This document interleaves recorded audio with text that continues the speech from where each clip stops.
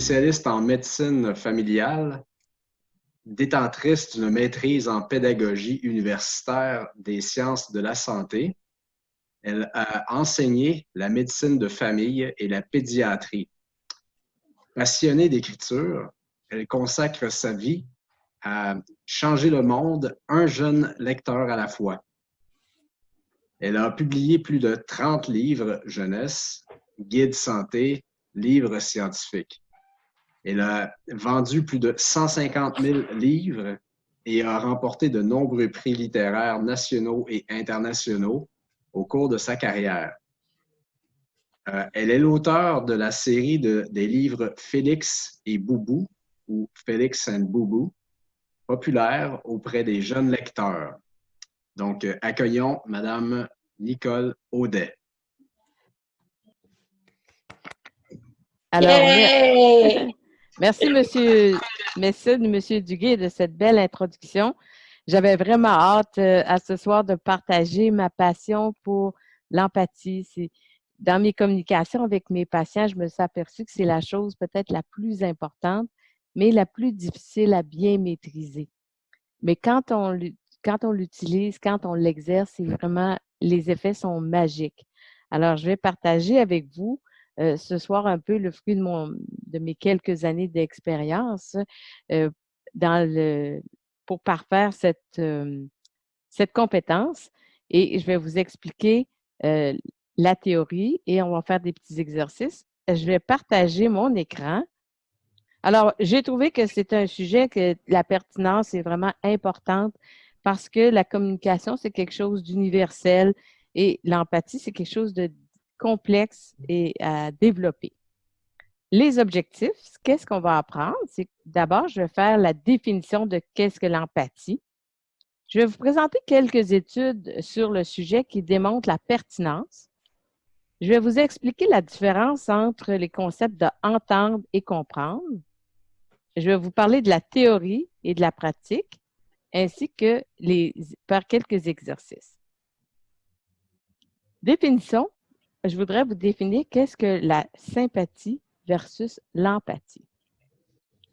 Quand on parle de sympathie, on est dans le mode consoler. Et c'est très approprié, comme par exemple, si quelqu'un a perdu un être cher, on va vouloir le consoler, on comprend son émotion, on est toujours dans l'émotion et on la partage avec lui. Quand on est dans l'empathie, je pense que mon mot-clé important, c'est de faire évoluer la personne. Ça veut dire qu'on a une personne qui est en émotion, peu importe la joie, la peine, la colère, et on veut l'aider à progresser, à apprendre quelque chose, à évoluer dans son émotion. Maintenant, je vais vous présenter des études qui ont traité de ce sujet-là et qui démontrent à quel point c'est important.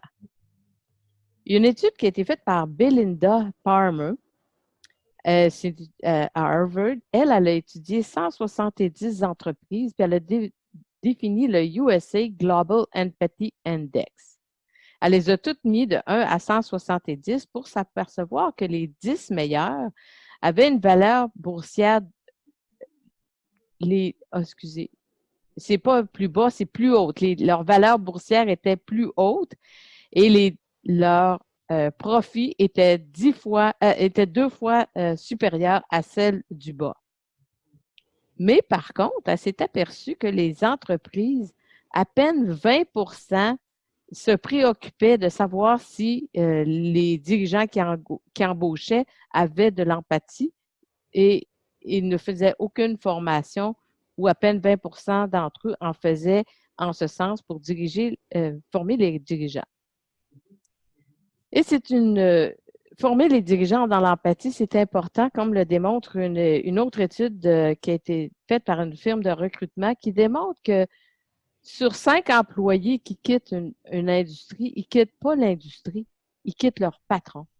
Ça veut dire que si on travaille chez Kraft, moi, je ne démissionnerai pas de chez Kraft, mais si mon patron, je ne m'entends pas avec lui, ça ne marche pas, je ne suis pas capable d'évoluer, je vais démissionner.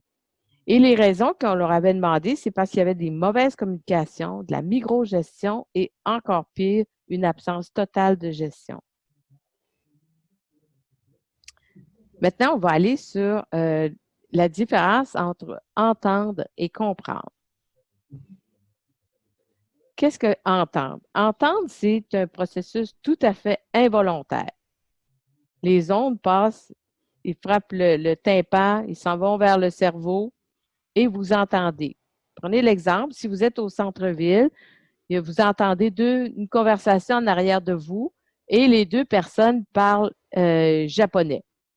Vous les entendez, vous savez très bien qu'elles parlent, mais vous ne pouvez pas comprendre. Dans la compréhension, c'est un processus volontaire et c'est le cerveau qui va interpréter les sons qu'il a entendus. C'est-à-dire que si vous êtes encore toujours avec nos deux japonais, si vous ne connaissez pas le code, si vous ne comprenez pas le japonais, vous allez les entendre, mais vous ne les comprendrez pas. Donc, il faut pouvoir décoder. On va poursuivre avec des éléments de théorie. En sciences cognitives, en orthophonie, on s'est aperçu que la vitesse de la parole, comme par exemple mon débit verbal présent, il devrait être entre 140 à 225 mots minute. 225 mots minute, il faut parler très vite. Ça, c'est ceux qui vont parler très vite à la radio parce qu'ils ont des temps très, très, très limités. Mais 140 à 175, c'est un débit normal. Par contre, votre cerveau a une capacité d'écoute et de comprendre de plus de 500 mots par minute. Qu'est-ce que ça veut dire? Quelle est l'implication? Elle est très, très importante parce que pendant que je vous parle, vous parlez aussi vite que moi. Ça veut dire que pendant que je vous parle, si vous ne voulez pas porter attention, vous allez vous préparer votre réponse. C'est pour ça que souvent, on parle à quelqu'un, on a à peine fini, il y a déjà toute une réponse. Il n'y a pas écouté dans l'intention de vous écouter, dans l'intention de préparer sa réponse. Puis souvent, vous allez observer ça dans une conversation, on parle d'un sujet, puis tout de suite, ça dévie vers un autre, ou bien c'est mon expérience qui compte. Alors ça, c'est un phénomène tout à fait normal et bien décrit de façon scientifique. Alors, c'est ça qui, des fois, va nous empêcher de bien écouter une personne. Et si on fait attention juste à cette partie-là, on va changer beaucoup de choses. Maintenant, le langage non verbal. Tout le monde sait que le langage non verbal va influencer la communication jusqu'à 75 %. C'est aussi important ce qu'on ne dit pas que ce qu'on dit pour passer le message. Quand on pense à la posture, si je suis fermée, si je suis ouverte, si je suis souriante, ça change tout. Le ton. Si je vous dis non, tu peux pas, ou bien si je dis non, tu peux pas, il y a comme une différence aussi. Tout mon corps vous dit non. La force aussi, le débit, l'habillement, même c'est prouvé que l'habillement, selon comment vous êtes habillé, ça peut influencer le message. Et surtout le regard. Comment vous supportez le regard? Comment vous regardez les gens? Est-ce que vous êtes à l'aise de supporter le regard? Les outils de la communication, c'est principalement par des questions. On en a deux types de questions. Les questions fermées et les questions ouvertes. Une question fermée, qu'est-ce que ça veut dire? C'est une question qui appelle à une petite réponse courte ou prévisible. Hein? Oui ou non. As-tu des enfants? Elle va nous dire oui ou non.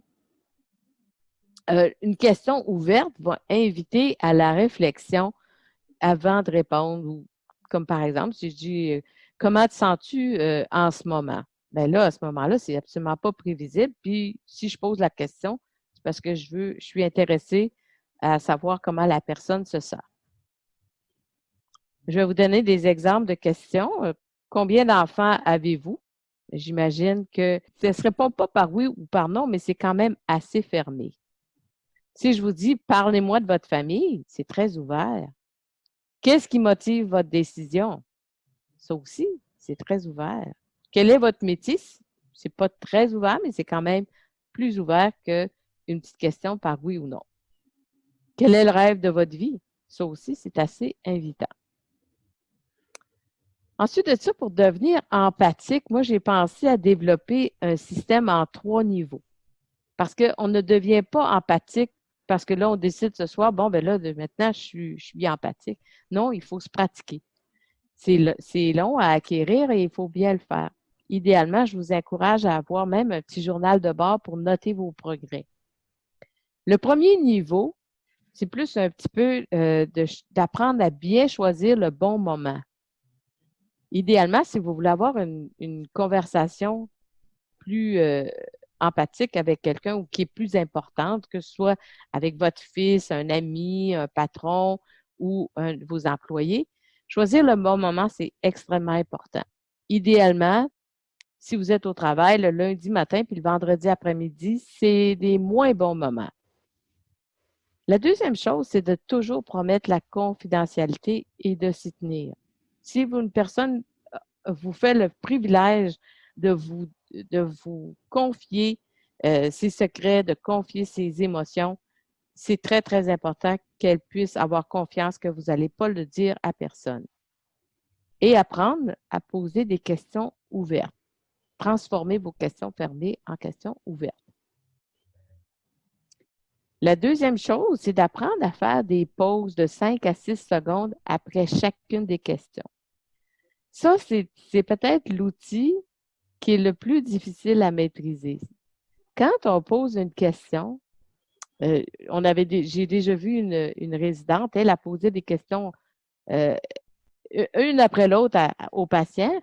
Ben, le pauvre patient, il va répondre juste à la dernière question. Alors, il faut vraiment prendre son temps et faire des pauses de 5 à 6 secondes. Et c'est plus facile à dire qu'à faire. Il faut reconnaître et nommer les émotions. Ça veut dire que si vous vous apercevez qu'une personne est en colère, vous pouvez dire, je constate présentement que tu es en colère. Vous l'avez reconnu, vous l'avez nommé. Ça ne veut pas dire que vous êtes d'accord. Ça veut juste dire que vous le savez et vous voulez l'aider à travailler. Un deuxième niveau, quand on est rendu plus habile à faire ça, c'est que quand on est dans une conversation, c'est d'apprendre à résumer, démontrer votre compréhension. C'est-à-dire que si vous êtes, après 5-6 minutes, vous pouvez dire, ah ben là, depuis qu'on parle, là, moi, ce que j'ai compris, c'était en colère à cause que j'ai fait telle affaire ou quoi que ce soit. Vous faites un petit résumé. Puis vous demandez, est-ce que j'ai bien compris? Est-ce qu'on peut continuer? Ça, c'est très bon parce que ça va démontrer à votre interlocuteur que vous vous êtes vraiment efforcé à bien comprendre et ça va surtout lui donner l'occasion de vous rectifier, comme par exemple, si vous dites que je pense, rendu à ce moment-ci, je pense que tu es fâché à cause de telle chose.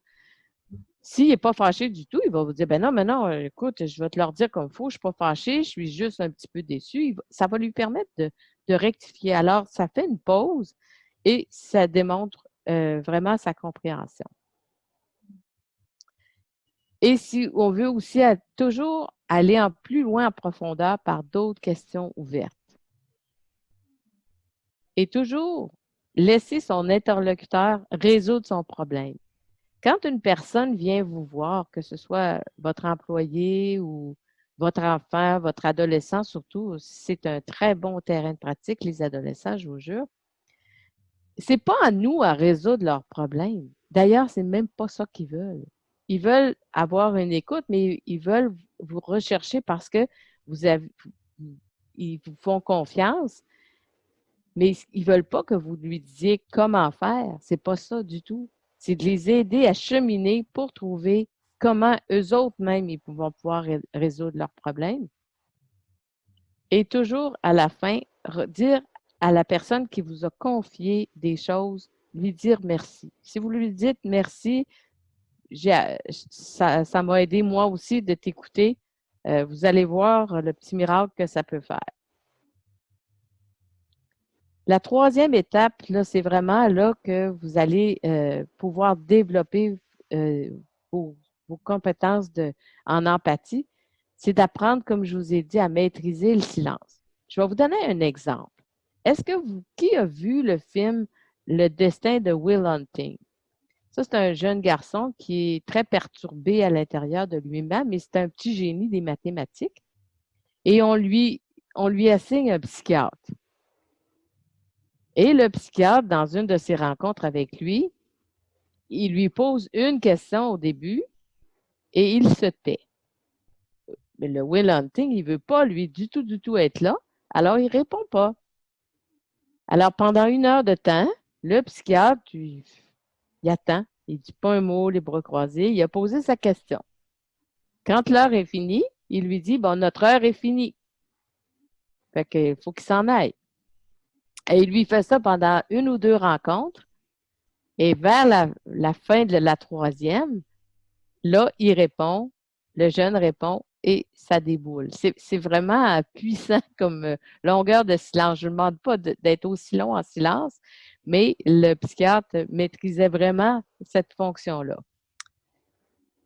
Si vous voulez devenir bon, c'est d'engager un coach. C'est pareil comme si vous faites du ski, du hockey, du tennis.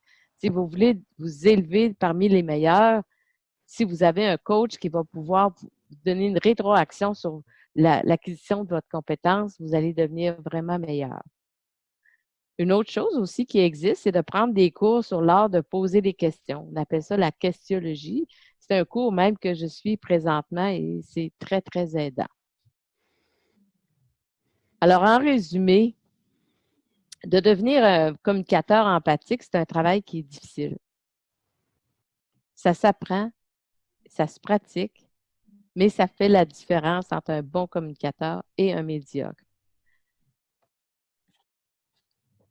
Maintenant, je vais vous donner 2 exemples. Un plus d'antipathie, puis l'autre d'empathie.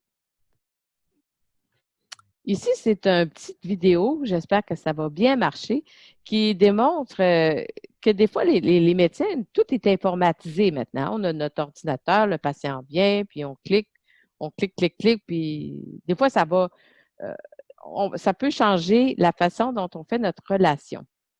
Alors, il y a un exemple ici qui est notre petit garçon qui va jouer au docteur. Je vais essayer de vous le faire jouer. Et après ça, ça va revenir.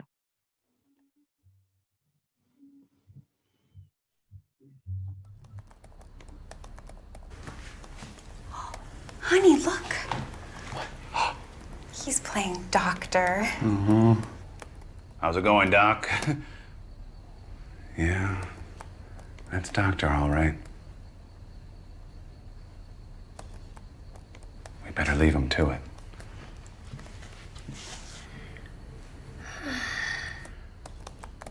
Athena Health. It's time to let doctors be doctors. Alors, je vais vous raconter l'histoire de Julie, justement, résidente en médecine de famille, qui était à sa dernière année. Il lui restait que 6 mois avant d'être un médecin de famille. Elle était parfaitement en échec. Je vous ai dit tantôt des petits exemples. Quand elle posait des questions à un patient, elle posait ça en rafale, là, puis le patient n'avait même pas de temps de répondre. Elle sortait, puis elle avait fini, elle. Alors, j'ai eu 1 mois à faire avec elle. Je devais l'observer. Oups. Et puis là, ce que j'avais fait, c'est que je l'ai fait venir 1 heure avant de voir son prochain patient. Je lui ai demandé, écoute, Julie, c'est quoi ton plus beau souvenir d'enfance? On prend un café, puis elle commence à me dire qu'elle venait de la Pitibi. Puis qu'est-ce qu'elle avait aimé le plus dans sa vie, c'est d'être avec son père quand elle allait faire de la pêche. Puis là, j'ai dit, mais qu'est-ce que tu aimais à la pêche? Oh, elle dit, c'est la petite brise du matin, c'est calme, on n'entend rien, sauf les petits oiseaux puis les wawarons. Ah, j'ai dit, est-ce que tu bouges dans ta chaloupe? Elle dit, non, non. Est-ce que tu parles? Est-ce que tu cries? Est-ce que tu poses 1 million de questions?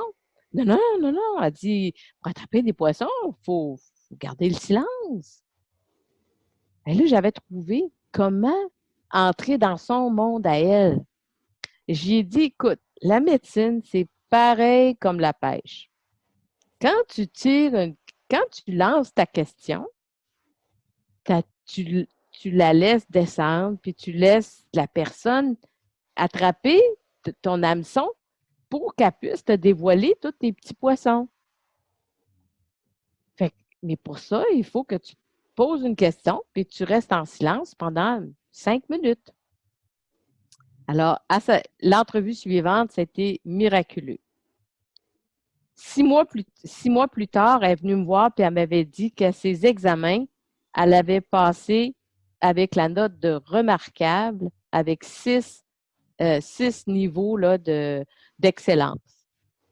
En une rencontre, l'empathie avait réussi à transformer une personne qui était vraiment en situation d'échec pour qu'elle développe et qu'elle parfaire son... Elle a eu besoin d'aide, on a continué le coaching, mais on a réussi à en faire un excellent docteur. Maintenant, je vais faire un petit exercice avec vous. Est-ce que j'aurais 2 volontaires qui voudraient se porter volontaire pour faire l'exercice avec moi? Je peux peut-être vous donner la consigne, puis après ça, vous allez voir que ce n'est pas difficile. C'est que je prends une personne va raconter pendant que tout le monde va écouter aussi, une émotion, que ce soit une joie, une peine ou une surprise, à une deuxième personne. Et on va avoir comme consigne que celle qui pose des questions, celle qui écoute, va faire des petites pauses de 5 à 6 secondes après chaque question. Puis aussi, la personne qui répond va aussi faire des petites pauses après chaque réponse. Puis, on va voir comment est-ce qu'on montre de l'empathie, du respect, puis un intérêt sincère. Puis, on va voir après, on va demander à ces personnes-là comment ils se sont sentis. Est-ce que j'ai 2 volontaires?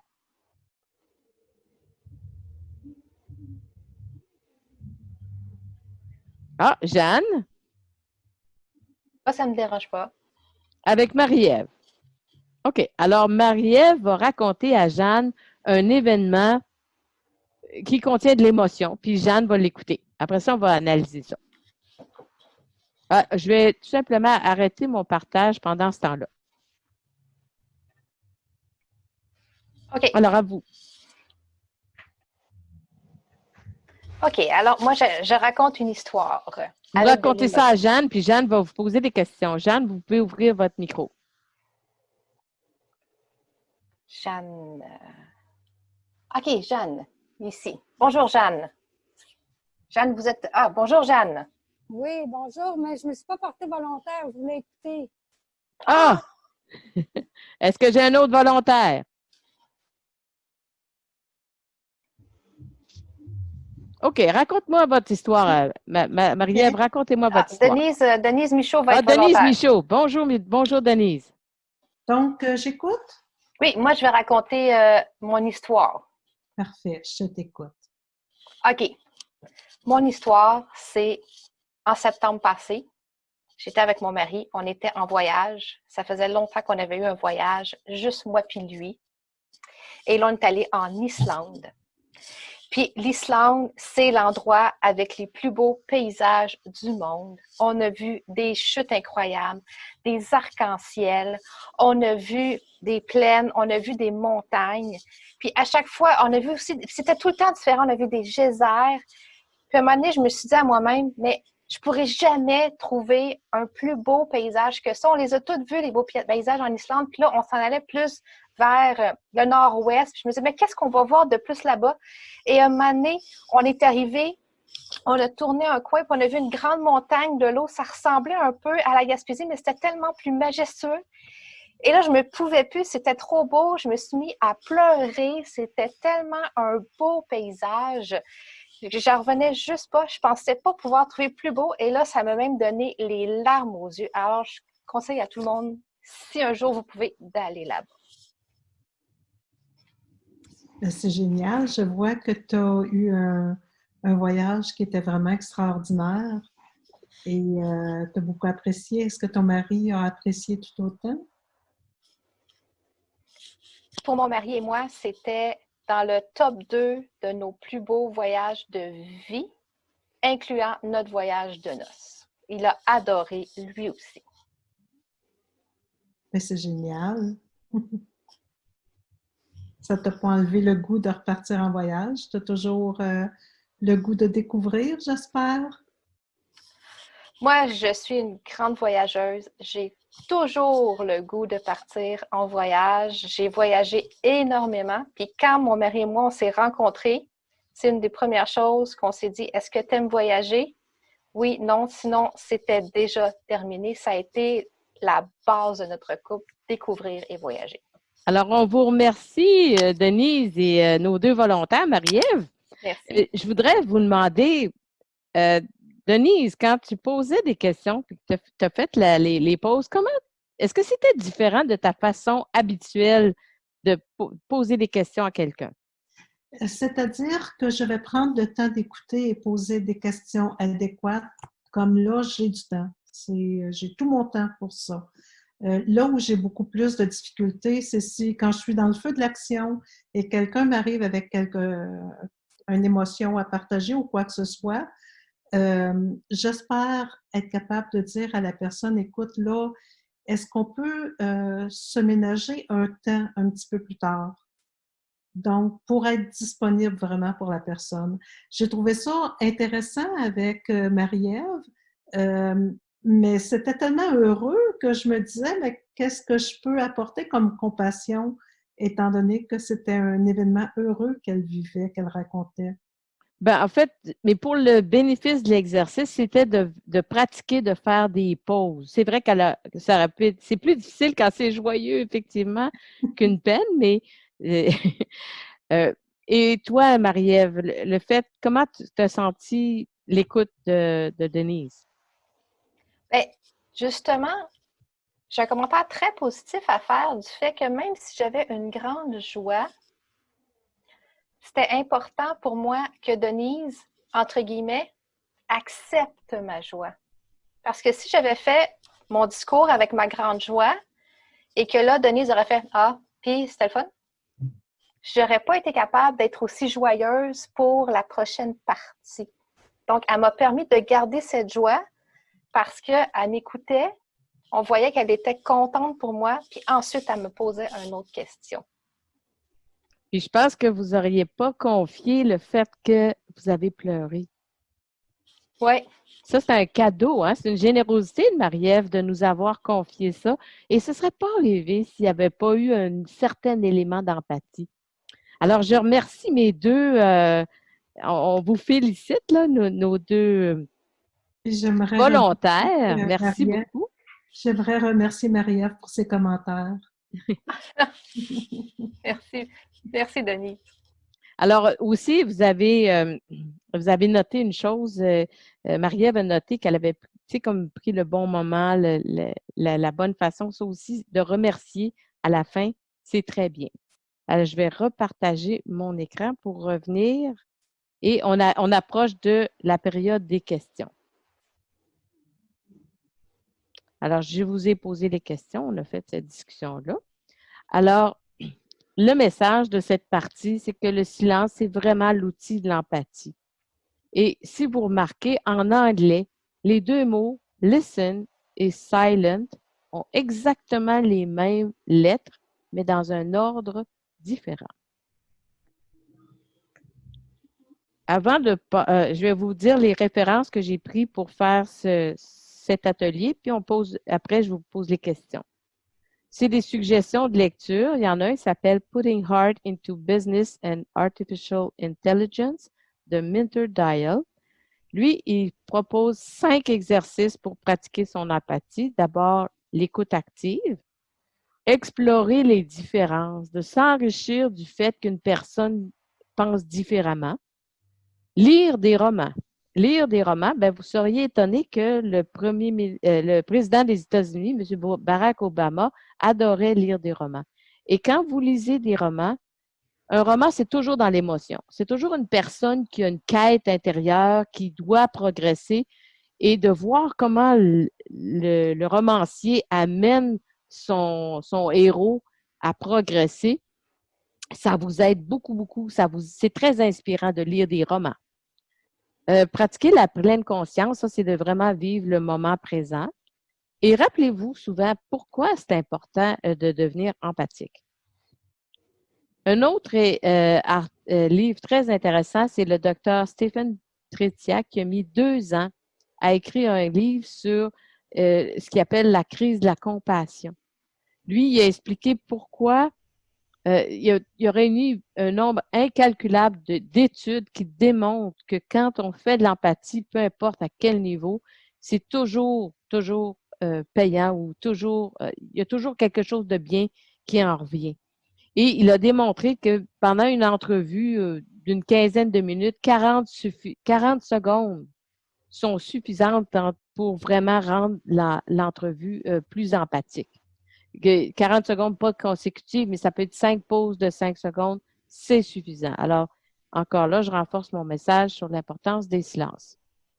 Et un livre que j'ai écrit récemment sur la théorie de l'empathie où j'explique la théorie, la pratique, comment tenir un journal de bord. Et mon livre est disponible en anglais et en français sur mon site internet nicolaudette.com. En conclusion, l'empathie, c'est une compétence puissante, gratuite, qui est difficile à maîtriser, mais qui peut être apprise, il ne faut pas se décourager, et ça s'améliore avec la pratique. Elle est efficace et universelle. Le mot de la fin, c'est d'écouter et être ouvert à changer sous l'influence d'une autre personne. C'est une citation de Alan Alda. Maintenant, je vais prendre vos questions. Je vais arrêter le partage et je vais prendre vos questions. Monsieur le chronométreur, est-ce que je suis dans les temps? Oui, madame. Oui? Alors, on prend les questions maintenant. Est-ce que c'est pour vous, c'est être empathique, c'est quelque chose de facile à faire ou est-ce que vous le faites la plupart du temps? Ou pourquoi vous avez choisi de venir à cet atelier? C'est moi qui vais vous poser cette question-là. Petite question, si je Oui. pouvais. Je trouve que c'est facile pour moi d'entendre les histoires, mais parfois, je me sens que les gens ils parlent à propos de le même genre d'histoire chaque fois. Et c'est comme difficile de quitter ce genre de pensée. Et pour moi, je ne sais pas quoi dire, donc je posais des questions, mais je ne suis pas sûre s'il y a plus que je peux faire pour aider ce genre de personnes. Déjà, le fait que vous écoutez les gens, vous leur faites le plus grand bien. Et souvent, même si ça ne paraît pas tout de suite, ils vont se souvenir de la qualité de votre écoute. Puis souvent, vous allez pouvoir l'aider, mais des fois en 2 ou en 3 temps. D'accord, merci. J'ai eu une question par le chat. On me demandait quel était le prix du livre. Le prix du livre, si vous le en papier, il est de 15 $, puis la version électronique, elle est de 6,99 $. Ah oui, j'ai une question qu'on m'a posée par écrit. Est-ce que les adultes ont plus de peine que les enfants à être empathiques ou le contraire entre les hommes et les femmes? En fait, ce n'est pas une question entre les hommes et les femmes, c'est question d'être bonne volonté. Si vous avez décidé que vous voulez pratiquer l'empathie, les deux ont toutes les capacités. Maintenant, les enfants. Les enfants, naturellement, ils ne seront pas empathiques avant l'âge de au moins 4-5 ans. Là. Avant ça, là, vous avez certainement remarqué que les enfants ne vont pas partager leurs jouets facilement. C'est quelque chose qu'on doit les éduquer, qu'on doit leur montrer. Et quand je pose des questions, parce que je vois beaucoup d'enfants, je fais presque exclusivement de la pédiatrie. Là, être capable de consoler un petit ami, c'est difficile avant l'âge de 4 ans. Mais après, ils l'apprennent. Ça vient un petit peu plus tard, mais ce n'est pas dans les premières années. Et d'ailleurs, aussi dans notre communication, il faut toujours faire attention quand on parle à un enfant parce qu'ils ne sont pas capables de faire des inférences. Si vous dites à un enfant, il pleut des clous dehors, il ne voudra pas sortir parce qu'il pense qu'il y a des clous qui tombent. J'avais été dans une classe de maternelle, puis je leur avais demandé qu'est-ce que ça veut dire se faire tirer des verres du nez. Ben, ils pensaient qu'il y avait des verres dans le nez. Alors, ils sont absolument incapables de comprendre les niveaux de langage que vous avez. Alors, il faut faire très, très, très attention. C'est une belle question. OK. Il y en a un qui m'a posé, si j'ai un truc pour gérer une conversation avec une personne qui n'a pas d'empathie. En fait, je gère ce genre de situation-là en médecine. On a de tous les genres, des empathiques et pas empathiques. J'en ai vu à l'urgence, j'ai tout vu.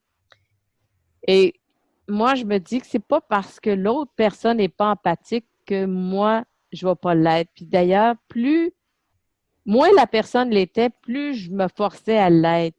Et souvent, ça dénouait des impasses. Même, j'avais déjà vu un monsieur très, très fâché. Puis je lui ai dit, écoutez, je constate qu'on n'est pas en état du tout de poursuivre la conversation. Je vous offre deux choix. Ou bien on reprend une attitude aidante maintenant, ou bien je vous redonne un rendez-vous dans 24 heures. On aura tous les deux le temps de gérer nos émotions, puis ça va aller mieux. Mais le monsieur, il m'a regardé, il a fait un sourire, puis il dit OK d'abord. Puis là, on a continué, ça a très bien été. Il n'était pas dans sa meilleure journée, c'est tout. Mais on peut donner une permission de dire écoute, tu n'es pas dans un bon état, on va se redonner un rendez-vous, c'est tout. Ça, c'est une façon. Comment pratiquer de l'empathie en temps de crise? Bon, ça, c'est une excellente question. Moi, je suis actuellement, comme médecin, on avait moins de choses à faire au bureau, alors on m'a demandé d'être enquêteur pour les patients qui ont la COVID-19. Il faut que je les appelle, puis je leur dis, vous avez la COVID, vous allez vous isoler, tout ça. Je tombe sur toutes sortes de choses. Mais il n'y a pas grand monde qui aime ça se faire dire, vous allez rester à la maison dans une pièce différente et tout pendant 14 jours. Alors, ce que je fais, c'est que je me mets un miroir à côté de mon ordinateur et je souris. Je fais des sourires à mon... Et inconsciemment, la personne, elle sait, elle entend que je lui souris. Et ça finit toujours bien. Même si je lui annonce des choses épouvantables et terribles, ça finit toujours bien. Ça, si vous avez du service à la clientèle au téléphone, là, un petit miroir à $1, là, ça fait des petits miracles. Comment rester empathique sans être submergé de l'émotion de l'autre? Il ne faut pas que je pleure si l'autre pleure. Ça, c'est la différence que j'ai expliquée tantôt avec la sympathie. L'empathie, c'est plus comme un processus qu'on va utiliser dans la relation d'aide, si on veut l'aider la personne. C'est sûr que si on est trop dans l'empathie, c'est sûr que si vous avez une personne que vous connaissez, les deux personnes la connaissent, puis qui est décédée, c'est sûr que c'est pas à toutes les sauces et tout le temps bon là, d'être dans l'empathie. La sympathie fait très bien l'affaire de pouvoir partager puis de vivre la même émotion, pleurer ensemble. Ça a sa raison d'être, là. D'ailleurs, en notre temps de crise, c'est la pire chose qu'on vit, c'est de laisser les pauvres personnes âgées mourir seules, puis qu'on n'a pas l'occasion de tout le monde pouvoir dire bonjour, pouvoir se réunir pour une dernière fois pour nos adieux. C'est terrible, ça. Comment peut-on pratiquer l'empathie en tout temps? J'aime vraiment cette question-là. C'est impossible. En tout temps, c'est impossible. Ça prendrait un Superman et personne n'est capable de faire ça. Personne. Fait que ça fait 38 ans que j'essaye, puis je ne réussis pas encore des fois. OK? Alors, puis des fois, on n'a pas le temps, puis des fois, on se reprend la fois suivante. Tu sais? Où placez-vous la reformulation dans ce processus? Quand j'ai parlé tantôt dans les développements par niveau, là, je vous disais, quand vous êtes avec quelqu'un, vous parlez avec lui, vous pouvez dire, vous pouvez lui dire, en tout temps, vous pouvez dire reformuler ce qu'elle vient de dire avec un peu l'intention de lui dire, est-ce que c'est bien ça que j'ai compris? Alors, on peut reformuler, effectivement, ça va aider la personne à dire oui, c'est bien ça. Après, elle continue.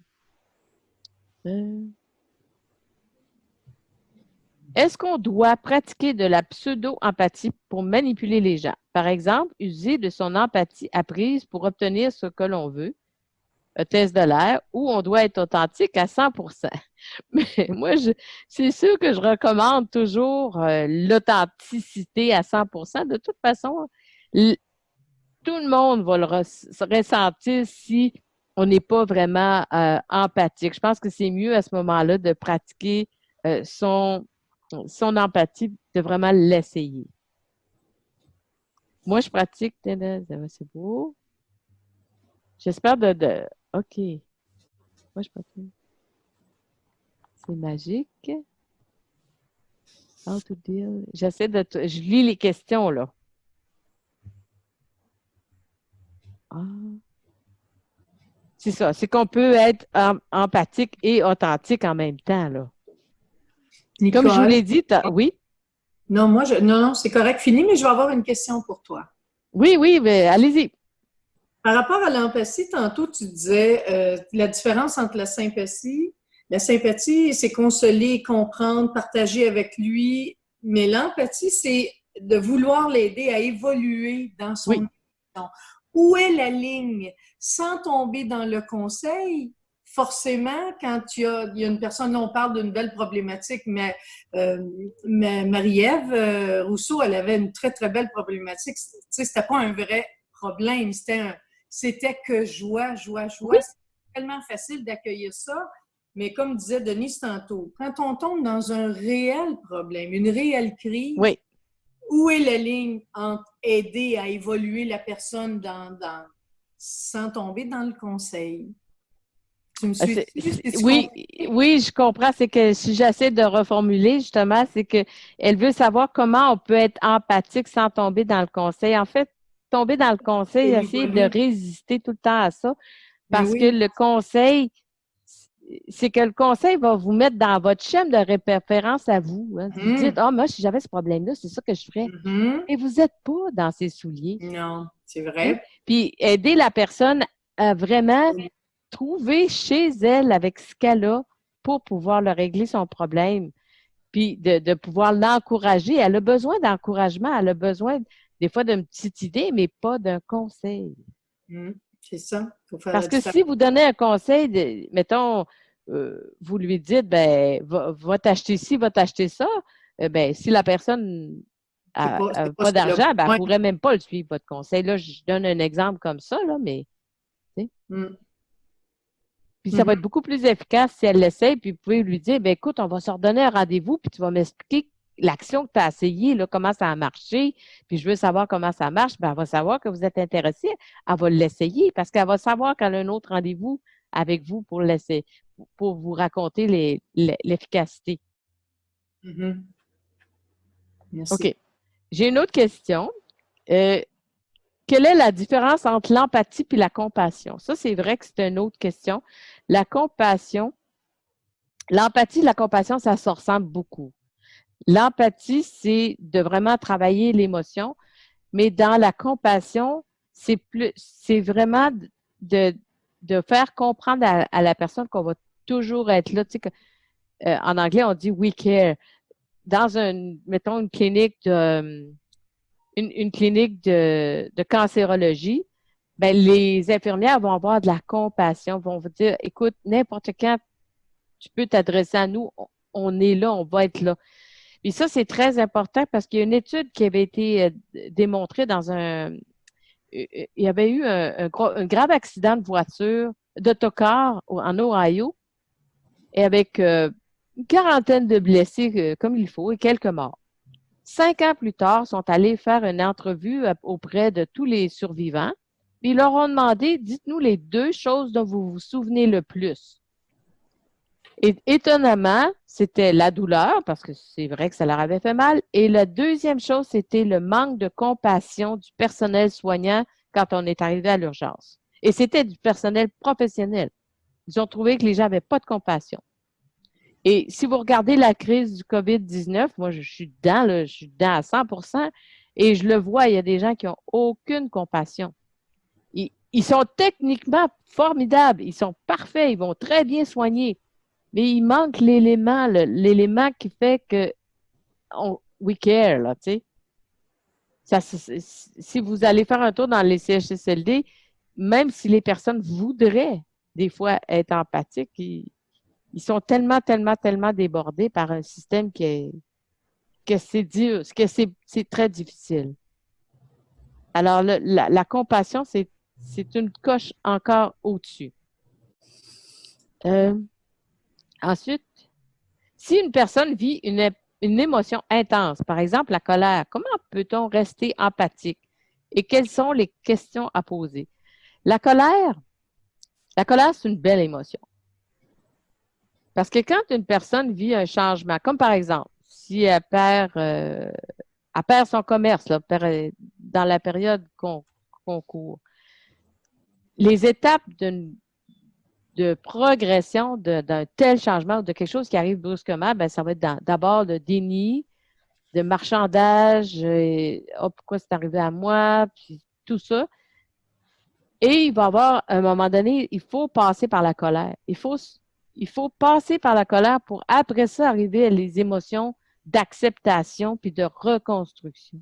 C'est une étape normale. Puis la personne qui va faire de l'apathie sait que c'est une étape normale. Alors, est capable d'accueillir la colère, de laisser à l'autre sa colère, dire, OK, tu es en colère maintenant, je l'accueille, je ne l'approuve pas nécessairement.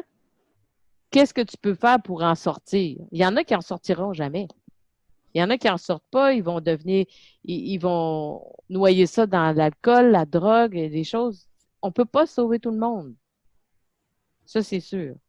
Mais si on l'accueille en disant c'est correct, puis on sait que c'est un processus qui peut l'amener. Si vous lisez des romans, vous allez voir souvent qu'il y a des étapes justement de grande colère, puis qui amènent après ça la personne à progresser davantage.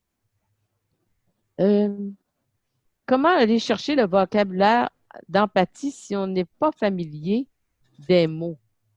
Celle-là, je ne la comprends pas, la question. Je ne sais pas si la personne peut me reformuler. J'ai de la misère à saisir comment répondre à cette question-là. Peut-être me remettre dans le chat. Est-ce que j'ai répondu à la majorité de vos questions? J'en aurais une, Nicole, oui. Si on a encore un petit peu de temps. J'ai ma cousine qui a perdu sa fille la journée de la fête des mères il y a 13 ans. Et elle a perdu aussi sa mère cette même année-là. Elle a eu beaucoup de pertes cette année-là. Et je comprends que tout ça fait partie du processus du deuil, mais je ne sais pas comment l'aider plus. Je l'écoute, mais ça fait quand même 13 ans. OK. En 13 ans, on appelle ça un deuil pathologique. On est dans le deuil pathologique où cette personne-là a besoin d'une aide professionnelle. Parce que là, on n'est plus dans l'étape de « Écoute, tu as perdu… » Si moi, je perds mon enfant cette semaine, c'est sûr, je vais être dévastée pendant 1 mois à 2 mois de façon tout à fait normale. OK? C'est correct, mais pas 13 ans. 13 ans, c'est que là, ça demande vraiment qu'est-ce qui fait qu'elle n'est pas capable de passer des étapes normales de son deuil puis de sa réadaptation. Elle n'est pas capable d'aller rechercher en elle ce qu'il faut pour passer à l'autre étape. Ça veut dire que ça prend là des gens qui ont une formation professionnelle, psychologues, travailleurs sociaux, en relation d'aide pour l'amener à passer ces étapes. Mais une amie, qu'est-ce que tu peux faire? Ça peut être difficile. Bien, sur un message Facebook cette semaine, je lui ai dit oui, effectivement, elle va toujours rester présente dans nos cœurs et la douleur que tu as vécue, elle peut t'aider à la transformer en douceur. C'est bien! C'est bien! Mais combien vous avez vu de personnes perdre un enfant puis de faire une fondation après en leur nom, soit sur le cancer, peu importe. Il y en a qui transforment un événement qui le transforment presque en opportunité de grandir. Ça arrive. Merci beaucoup pour tous tes conseils. Très belle présentation. Merci. Alors, je vais demander à notre chronométrage. Je pense qu'on est arrivé au bout de notre temps. En effet, mais par contre, vous êtes tellement intéressante que vous pouvez continuer, bien sûr. Ben, si j'ai d'autres questions, je peux continuer encore un petit 3 minutes, puis après ça, on va conclure. Allô? Oui. Moi, j'avais une petite question. Bon, merci pour votre présentation d'abord. C'est une petite question à propos du langage verbal que vous avez évoqué. Si on quitte la magie d'empathie, normalement, pour une bonne communication, on exige combien de mots par minute? Je suis pas sûre d'avoir bien compris. Vous voulez savoir combien de mots par minute quand on parle pour faire de l'empathie? Non, si on quitte la magie de l'empathie, comme vous êtes habitué, bon, on est à Toastmaster, pour une bonne communication, on exige combien de mots par minute? En fait, ce sont l'étude que j'ai présentée tantôt, c'est une étude sur les sciences linguistiques qu'ils ont analysé combien était un débit verbal. Alors, si vous parlez, même si vous parlez d'un sujet très, très banal, que vous allez parler à peu près à 160 mots minute, 150, 175 mots minute. Les grands orateurs, comme par exemple Barack Obama, quand il va faire ses grands discours, ils vont faire plusieurs pauses. Eux autres, ils vont parler plus lentement, 140 mots minute. Le président français, je crois que c'était Chediac, il parlait à 100 mots. C'est le général de Gaulle qui faisait ça. Il parlait à 100 mots minute. Mais là, à 100 mots minute, là, le monde va dormir dans 3 minutes. Là. C'est beaucoup trop lent. Ok, d'accord. Merci beaucoup. Surtout maintenant, de nos jours, le grand obstacle, c'est qu'à 100 mots minute, là, tout le monde va chatter puis ils vont avoir débarqué. Là, ils n'écoutent plus. Est-ce que vous avez d'autres questions? Ah oui, j'ai quelque chose que je vais vous montrer. Je vais vous repartager mon écran avant de vous quitter. Parce que ce que j'ai fait, ici, mes contacts, ceux qui veulent m'écrire, ben, c'est nicoleaudette.com, puis nicole@nicoleaudette.com. Et j'ai fait sur mon site un petit blog. C'est un petit vidéo. En fait, je reprends la présentation que j'ai faite. Elle dure 18 minutes. Mais là, elle vient avec du son.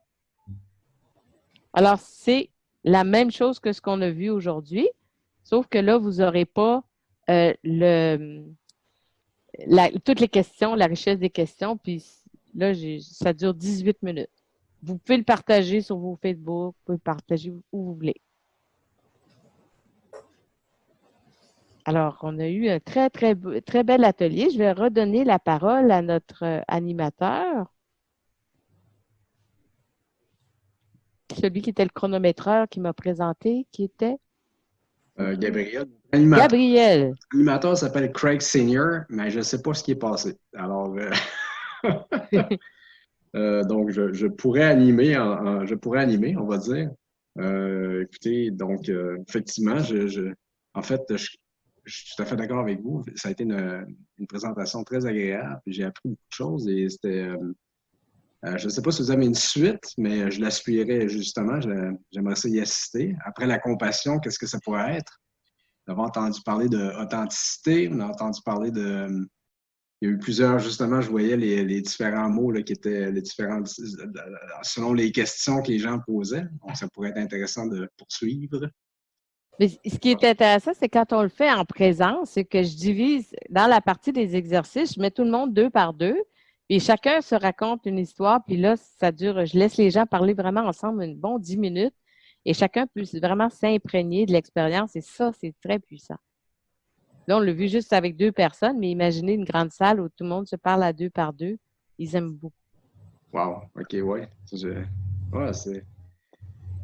que dire? Que dire? Nous avons été, je vous dis, combien? J'ai 44. Nous étions 44 tout à l'heure, ce qui est très bien, franchement. Oui, quand même. Oui, merci beaucoup. Est-ce que ça va être enregistré? Est-ce que ça va passer après en différé pour ceux qui veulent l'écouter?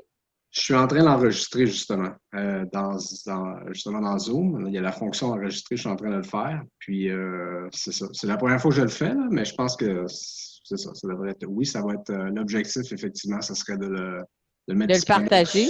Exactement. Qu'il soit disponible sur le site du district 61. Ah ben merci beaucoup. C'est nous qui vous remercions, madame. Ah, j'ai été très agréable.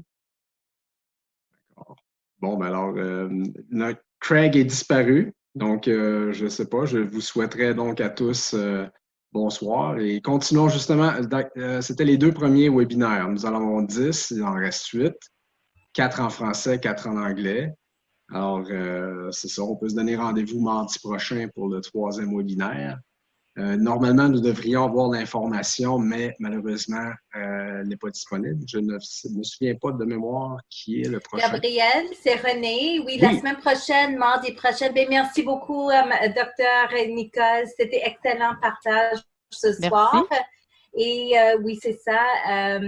La semaine prochaine, mardi prochain, ça sera Marc Lecomte avec, en français, QI versus QE élevé, intelligence émotionnelle, nous avons un gagnant. C'est ça son titre.